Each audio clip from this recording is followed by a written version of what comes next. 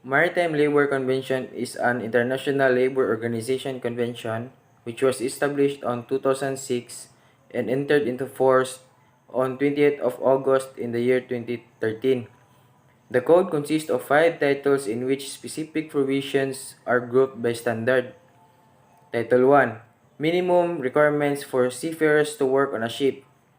The minimum requirements set out in this section of the code are divided into 4 parts. First, minimum age requirement. The minimum age is 16 years, 18 for night work and work in hazardous areas. The second one is medical fitness. Workers should be medically fit for the duties they are performing. The third one is training. Seafarers should be trained for their duties as well as have had a personal safety training. And the last one is recruitment or placement services. Title 2, Employment Conditions.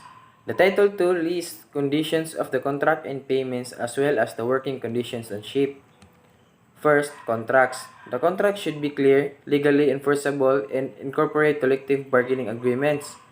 Next, payments. Wages should be paid at least every month and should be transferable regularly to family if so desired. Rest hours. Rest hours should be implemented in national legislation. The maximum hours of work in that legislation should not exceed 14 hours in any 24-hour period and 72 hours in any 7-day period. Next, leave.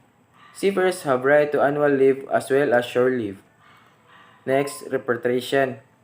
Returning to their countries of residence should be free. Next is loss. If the ship is lost and foundered, the seafarers have a right to unemployed payments. The next one is manning. Every ship should have sufficient manning level. And the last one is development and opportunities. Title 3. Accommodations, recreational facilities, food, and catering. The title specifies detailed rules for accommodation and recreational facilities as well as food and catering. Accommodation. Accommodation for living and or working should be promoting the seafarers' health and well-being. Food and catering. Both food, quality and quantity, including water, should be regulated in the flag state. Furthermore, cooks should be proper training. Title 4. Health protection, medical care, welfare, and social security protection.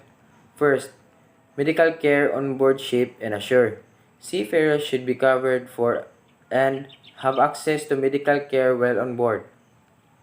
Next is ship owner's liability. Seafarers should be protected from the financial effects of sickness, injury, or death occurring in connection with their employment. The next one is health and safety protection and accident prevention. A safe and hygienic environment should be provided to seafarers both during working and resting hours, and measures should be taken to reasonable safety measures. The next one is access to shore-based welfare facilities, and the last one is social security. Title 5. Compliance and Enforcement. Title 5 sets standard to ensure compliance with the convention. First, flag states. Flag states are responsible for ensuring implementation of the rules on the ships that fly its flag. The next one is port states. The inspection in port depends on whether a certificate of maritime compliance is present. The last one is labor agencies. Agencies supplying on the maritime workers to ships should also be inspected to ensure that they apply the convention.